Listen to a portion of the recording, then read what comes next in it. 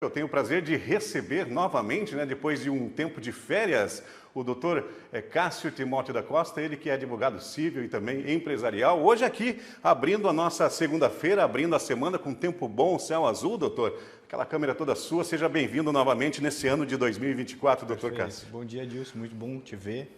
Bom dia a todos. Inicialmente desejo um feliz ano novo a todos.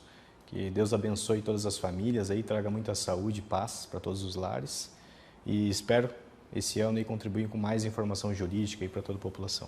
Com certeza, doutor. Sempre é bom recebê-lo aqui, com seu conhecimento, trazendo informações, esclarecendo dúvidas a respeito de temas importantíssimos como esse de hoje, sobre crédito, sobre o bom e também o ruim crédito, o crédito ruim, doutor? Vamos falar um pouquinho sobre cheques, doutor? Como preencher um cheque corretamente? Ainda existe, doutor, folhas de cheque? Está circulando ainda? Sim. Porque é uma coisa bem antiga, A questão de talão de cheque, doutor? Sim, na verdade, Adilson, eu trouxe esse tema aqui para a gente poder conversar um pouquinho, porque conversando com alguns jovens aí, seus 18, 19 anos, eu vi que muitos, eles estão perdendo, inclusive, o contato com o dinheiro também. Eles quase não sabem mais como utilizar o dinheiro em espécie.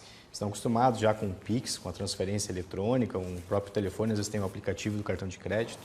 Então, eu noto que a população, de modo geral, está cada vez ficando mais distante desses instrumentos de negociação que nós tínhamos no passado aí. Mas o cheque, ele ainda é utilizado no mercado, principalmente no ramo empresarial. Ele é muito utilizado, principalmente para quem tem mais de 40 anos, ainda é uma forma usual de pagamento. E é interessante que, principalmente, os empresários tenham conhecimento de como trabalhar com esse documento, como trabalhar com esse título extrajudicial e também dar conhecimento aos mais jovens para que não sejam ludibriados ou, eventualmente, caiam numa cilada por desconhecimento de como preencher, de como receber um título de crédito. Tá? Então, a minha ideia é tentar, num primeiro momento, explicar para todos aqui como preencher um cheque. É necessário a pessoa se ater na parte da frente do cheque, que ela deve fazer constar o valor numérico, depois deve fazer constar ele por extenso, de preferência, quando terminar de escrever por extenso, deve riscar o resto do espaço em branco, para que não haja a possibilidade de haver qualquer alteração ou adulteração. Tomar cuidado para não deixar espaços, tanto na escrita quanto na numeração, para que não haja possibilidade de inclusão de um outro número. É muito importante a pessoa fazer esses cuidados, porque quando existe adulteração de cheque, de regra, é quando o estelionatário ele se aproveita desses espaços que existem entre os números para inclusão de números. Outra coisa importante é ter conhecimento do cheque cruzado, que é quando você cruza o cheque na diagonal, faz 2 riscos, isso obriga o depósito do cheque para que ele possa ser sacado. O cheque, se ele não tiver cruzado, aquele que detém o cheque pode sacar ele no banco, diretamente na boca de caixa. Agora, a partir do momento que ele estiver cruzado, ele obrigatoriamente deve depositar o cheque para que ele consiga receber esses valores. Uma outra coisa importante também do cheque é a questão de nós nominarmos ele, deixarmos detalhado para quem que esse cheque será entregue. Então, a gente, de regra, bota o nome da pessoa também no campo lá do beneficiário.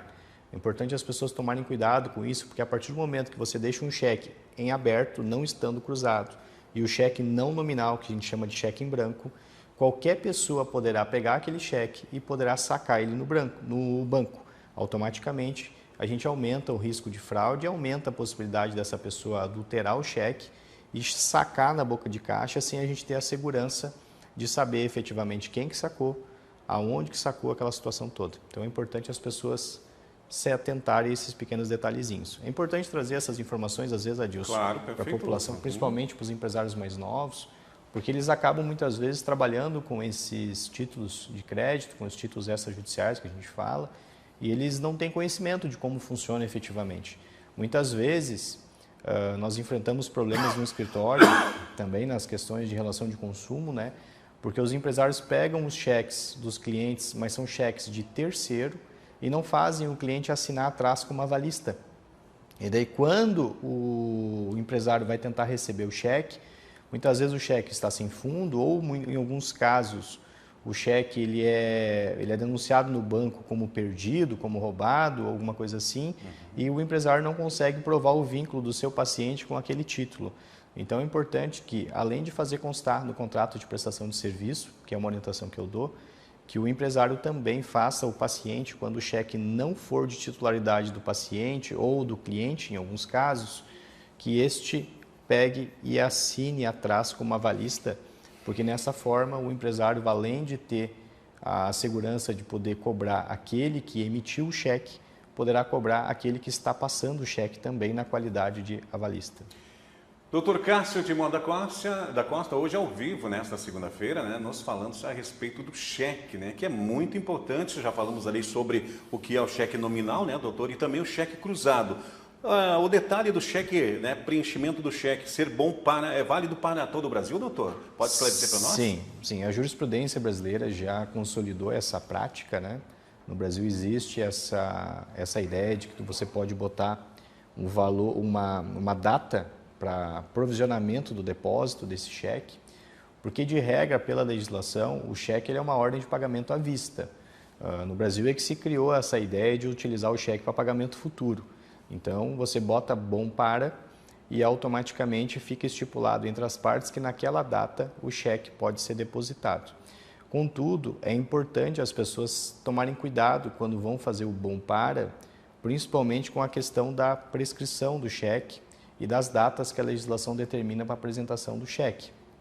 O cheque, quando ele é apresentado na praça, ele tem até 30 dias da sua emissão para ser depositado. Então, a pessoa tem que tomar cuidado se muitas vezes ele determinar, por exemplo, como data de hoje, dia 8, por exemplo, de janeiro, e ele botar um bom para o próximo ano, a gente corre o risco da instituição financeira não aceitar, porque tecnicamente esse cheque estaria prescrito, a data dele de emissão estaria muito distante da data de apresentação. Então, o mais correto seria a data de apresentação e a data do bom para estarem mais próximas. Então, tem que tomar um pouquinho de cuidado quando é feita essa utilização do bom para aí. Mas no Brasil é aceito e pode ser utilizado sem problema nenhum.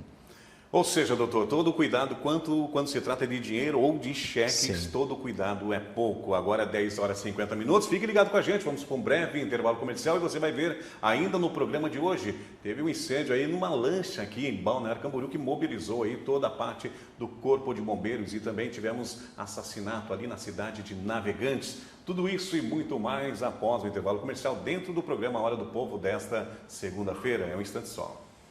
Doutor, esse cheque, quando é assinado, né, o cheque bom para, o que acontece quando esse cheque é colocado antes, né, para ser descontado antes e também corre o risco de não ter fundo também esse cheque, né, doutor? Sim, na verdade, assim, existem várias dicas, né, que a gente tem que trazer nessa situação dos cheques aí. Uma das mais importantes é a situação de quando existe o bom para, aquele que tem o cheque, o portador, né, o credor, ele não pode depositar antes da data, porque se ele fizer isso, ele comete um ilícito, ele acaba praticando dano moral, né? É dano moral presumido hoje já pelos entendimentos dos tribunais. Então, assim, não pode, eu vou depositar o cheque antes do bom par porque eu estou com receio de que o devedor não vai me pagar ou porque esse cheque não vai ter fundos. Se você fizer isso, você poderá ser processado pelo devedor do cheque, porque há um ajuste comercial entre vocês dois e você só pode apresentar aquele cheque naquela data. Então, em hipótese alguma, o cheque deve ser depositado antes do bom para, ele tem que ser depositado na data. Então, é importante tomar muito cuidado nessa situação, muitas vezes na ansiedade ou no desespero de não ter tomado as cautelas anteriores, acabar cometendo esse equívoco de depositar o cheque antecipadamente. Uma dica que eu dou para a população quando vai receber um cheque, e é algo muito simples e é de acesso público, é entrar no nosso Tribunal de Santa Catarina, que hoje é possível a população consultar, digitar o nome daquela pessoa que está ali entregando o cheque e verificar se existe algum processo, alguma cobrança, alguma coisa em andamento, para que você consiga fazer pelo menos uma análise breve do histórico dessa pessoa. Porque, de regra, os devedores que praticam golpe na cidade ou na população em geral, eles praticam mais de uma vez.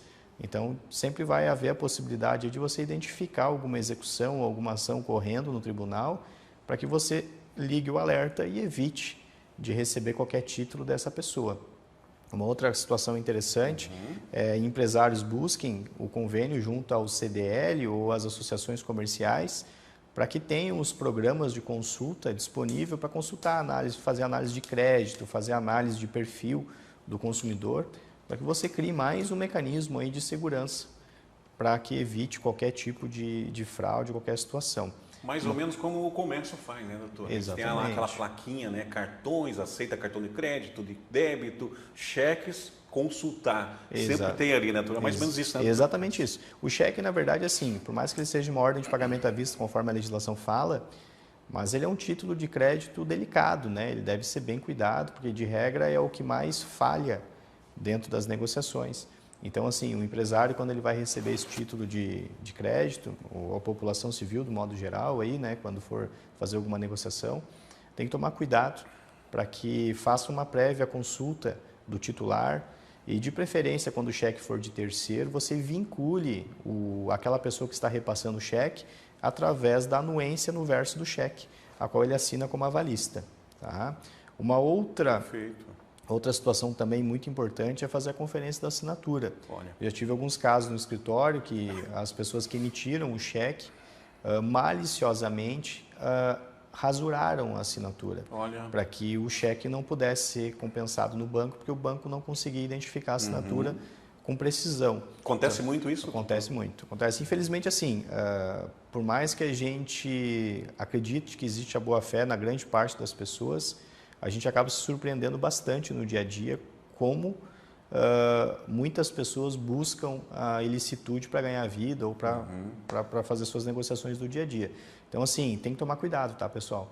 É importante, principalmente, conferir a assinatura, verificar a identidade, pedir de preferência, às vezes, uma cópia da identidade daquele que está emitindo o cheque, principalmente os empresários que acabam movimentando muito mais, né?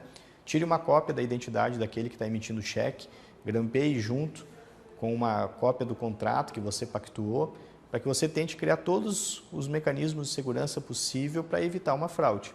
Exatamente, Tá? é importantíssimo. Nós temos também a situação dos cheques roubados, né? Muitas vezes a pessoa pega o cheque, se passa por aquele titular, rasura a assinatura, entrega no estabelecimento comercial.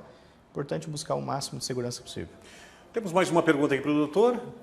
Quando, doutor, que esse cheque é assinado, né, no verso, o que acontece, né, doutor, quando o cheque é assinado no verso? Né? Sim. O que acontece? O cheque, quando ele tem assinatura no verso, aquela pessoa que assinou, ele se tornou avalista. Tá? Porque normalmente nós temos o cheque nominal, você, por exemplo, você passa o cheque para mim com o nominal Acácio Timóteo da Costa. Eu assino no verso e entrego para o Adilson. A partir desse momento, tanto você quanto eu estamos respondendo com esta dívida que nós entregamos ao Adilson. O grande problema dessa situação do aval, que é importante a população tomar cuidado, é que muitas pessoas, às vezes, também maliciosamente, apenas fazem uma rúbrica atrás. E a rúbrica, por si só, ela não possui a legitimidade ou a eficácia jurídica para a gente conseguir cobrar o avalista corretamente. Então, o que a gente precisa fazer? Que este que vai assinar atrás, ele assine, bote o seu nome completo e o seu CPF no verso, para que a gente consiga fazer o preenchimento adequado da situação do avalista. Então, é sempre importante tomar cuidado, não aceite apenas uma rúbrica no verso, porque a rúbrica a gente não pode identificar quem assinou, qual é o CPF dessa pessoa e vai inviabilizar depois uma ação de cobrança ou uma execução de título extrajudicial ou ação de locupletamento ilícito, dependendo do período do cheque, né? Então é importante que a pessoa ela faça o preenchimento correto atrás. E é assim também é uma forma de você se garantir que essa pessoa que está ali entregando o cheque de terceiro está assumindo a responsabilidade por estar entregando esse cheque. Porque assim você se livra também da problemática, muitas vezes, de estar recebendo um cheque roubado ou um cheque adulterado, alguma coisa, porque aquele que está na sua frente negociando com você está lá dando a cara, está assumindo a responsabilidade daquele título e você está aumentando assim o mecanismo de segurança jurídica. Todo cuidado é bom para evitar possíveis dores de cabeça aí em relação aos cheques. Agora é 11h04. Doutor Cássio, vou agradecendo aí a sua presença, né, hoje aqui nessa segunda-feira, aqui no programa Hora do Povo. Lhe aguardo na próxima segunda-feira, aqui com um tema bastante importante e pertinente, como o senhor sempre traz. Obrigado. Perfeito. Não, tranquilo, Adilson. Eu só vou fazer uma correção que eu vi na nossa no nosso retorno. Sim. Ficou como tipos de crédito, na verdade é títulos de crédito. Títulos de E crédito. só para fazer uma correçãozinha, né, para informação. Perfeito. Mais uma vez agradeço a oportunidade de estar aqui e desejo a todos uma ótima semana e espero na próxima semana estar aqui para contribuir mais um pouquinho. Mais uma vez, obrigado, Adilson. Obrigado ao senhor, doutor Cássio, sempre na segunda-feira. Você aguarde, você, telespectador, já temos encontro marcado. Doutor Cássio, toda segunda-feira aqui com a gente, esclarecendo temas importantíssimos. Segura aí, vamos para um breve intervalo comercial e logo após tivemos aí um assassinato bárbaro ali na cidade de Navegantes. Aliás, a criminalidade nesses casos de assassinato está crescendo e muito ali na cidade de Navegantes. É um instante só e já voltamos.